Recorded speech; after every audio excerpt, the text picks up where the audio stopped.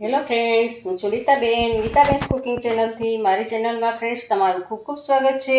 આજે હું તમારી સાથે શેર કરવાની છું કાચા કેળાની વેફર. કાચા કેળાની વેફર લાલ પણ ન થાય અને કાળી પણ ના પડે તે માટેની એક સિક્રેટ ટિપ્સ સાથે કાચા કેળાની વેફર તૈયાર કરશું. પરંતુ વેફર બનાવતા પહેલાં હજી સુધી તમે મારી ચેનલને સબસ્ક્રાઈબ નથી કર્યું તો સબસ્ક્રાઈબ કરી લેજો અને બાજુમાં રહેલ બેલ આઇકન પ્રેસ કરી ઓલ સિલેક્ટ બટન પ્રેસ કરજો, જેથી મારી દરેક રેસીપીના નોટિફિકેશન તમને સૌથી પહેલાં જોવા મળે. અને મારી રેસીપી ગમે તો લાઈક અને શેર કરજો. કેળાની વેફર બનાવવા માટે મેં અહીંયા 500 ગ્રામ કેળા લીધા છે. જો કાચા કેળા છે 500 ગ્રામ. તો એમાંથી આપણે કેળા છૂટા પાડી લેશું. બધા જ કેળાને છૂટા પાડી લેશું, પણ એકી સાથે છાલ ઉતારવાની નથી. એકી સાથે છાલ ઉતારશો તો કેળા આપણા કાળા પડી જશે. જેમ જેમ આપણે વેફર બનાવવાની હોય એવી રીતે આપણે છાલ ઉતારવાની છે. જુઓ, આ ઉપરનો ભાગ બધો જ કાઢી લેવાનો છે ચપ્પુના મદદથી. જુઓ, આવી રીતે આપણે છાલ ઉતારી લેશું. લીલો ભાગ જો રહી જશે ને તો તમારી કેળાની વેફર ચવડ બની જશે. એટલે આ લીલો ભાગ છે એ બધો જ કાઢી લેવાનો છે.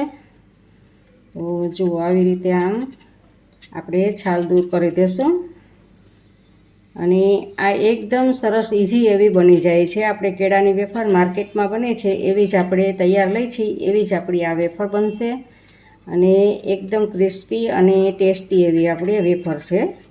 તો જુઓ, આવી રીતે આપણે છાલ બધી જ આપણે કાઢી લીધી છે.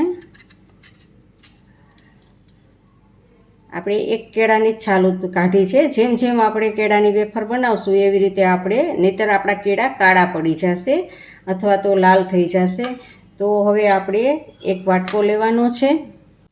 એક વાટકામાં આપણે સિંધાલું 1 ચમચી સિંધાલું નિમક આપણે એડ કરશું. અને એ જ આપણે મોટી 4 ચમચી જેટલું આપણે એમાં પાણી એડ કરશું. જો 4 ચમચી આપણે પાણી એડ કરવાનું છે. અને આપણે મીઠાને સારી રીતે ઓગાળી લેવાનું છે. અને હવે આપણે આ મીઠાનો ક્યાં ઉપયોગ કરશું એ તમને હું આગળ બધે જ બતાવીશ કે આ મીઠાનો મીઠાવાળા પાણીનો આપણે કેવી રીતે ઉપયોગ કરવાનો છે. જુઓ, આપણે એક વેફર અંદર નાખીને ચેક કરીએ. આપણે તેલ ગરમ થવા રાખી દીધું હતું. જુઓ, આપણી વેફર સીધી જ ઉપર આવી ગઈ છે. તો એનો મતલબ એમ કે આપણું તેલ તૈયાર છે. તો આપણે આને કાઢી લેશું. પહેલાં એક વખત મેં અગાઉથી જ આ તેલને ગરમ થવા રાખી દીધું હતું, જેથી કરીને આપણા કેળા કાળા ના પડી જાય. અને હવે ફ્રેન્ડ્સ જુઓ, આમ સીધી ડાયરેક્ટ આપણે તેલમાં જ વેફર પાડવાની છે. જુઓ, નીચે વેફર પડતી જશે સીધી તેલમાં.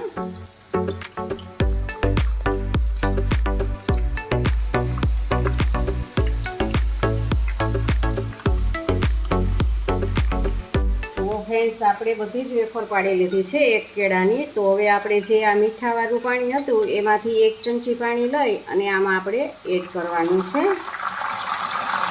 અને ગેસને હવે આપણે ધીમો કરી દેવાનો છે. તો ફ્રેન્ડ્સ, હવે આપણે ગેસને ધીમો કરી દેવાનો છે. ધીમા ગેસે જ આપણે વેફરને કરવાની છે, જેથી કરીને એકદમ ક્રિસ્પી થશે. અને આપણે જે પાણી મીઠાવાળું એડ કર્યું છે એનાથી આપણી વેફર કાળી નહીં પડે કે લાલ નહીં થાય. અને તેલનું ટેમ્પરેચર ધીમું કરી દેશે અને એકદમ ક્રિસ્પી એવી આપણી વેફર બનશે મીઠાવાળા પાણી એડ કરવાથી. અને મીઠું પણ થોડું ઘણું લાગી જશે આપણી વેફરમાં. તો હવે આપણે ધીમા ગેસે જ આવી રીતે 2 થી 3 મિનિટ સુધી આપણે આને કૂક થવા દેવાની છે. વચ્ચે વચ્ચે આપણે હલાવતા રહેવાનું છે. ઝારાની મદદથી ઉલટ પુલટ કરતું રહેવાનું છે. જુઓ, આપણી કૂક થાય છે ત્યાં સુધીમાં આપણે બીજા કેળાની છાલ ઉતારી લેશું. તો જુઓ ફ્રેન્ડ્સ, આવી રીતે આપણે બીજા કેળાની પણ છાલ ઉતારી લઈએ.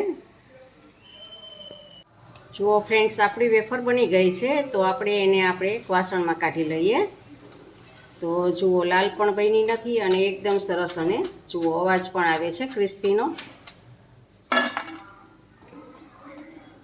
તો એક બેચ બનતા લગભગ આપણે 3 થી 4 મિનિટ જેવો સમય લાગે છે.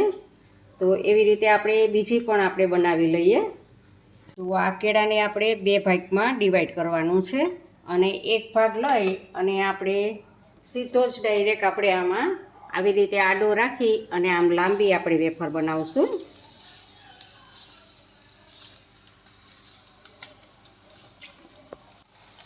જુઓ, જેટલી આપણે કઢાઈમાં સામે એટલી આપણે વેફર આમાં એડ કરવાની છે.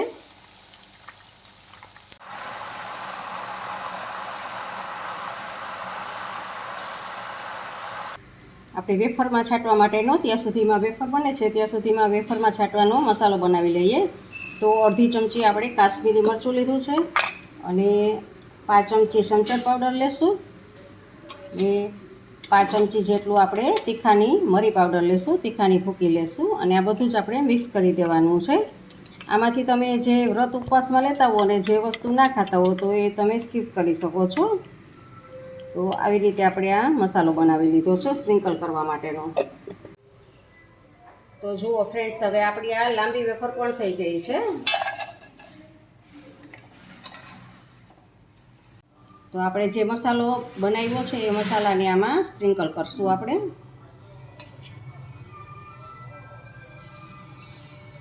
હલાવી લઈશું જેથી કરીને બધી જ વેફરમાં આપણો મસાલો લાગી જાય. તો ફ્રેન્ડ્સ, આપણી આ ક્રિસ્પી અને ટેસ્ટી એવી વેફર બનીને તૈયાર છે.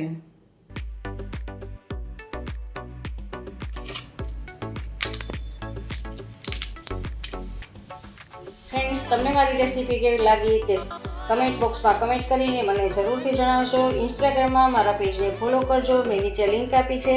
મારી રેસીપી ગમે તો તમારા ફેમિલી મેમ્બર્સ અને ગ્રુપમાં શેર કરજો અને મારી ચેનલને સબસ્ક્રાઈબ કરવાનું ભૂલતા નહીં. આવજો, બાય. ફરી મળીએ નવી રેસીપી સાથે.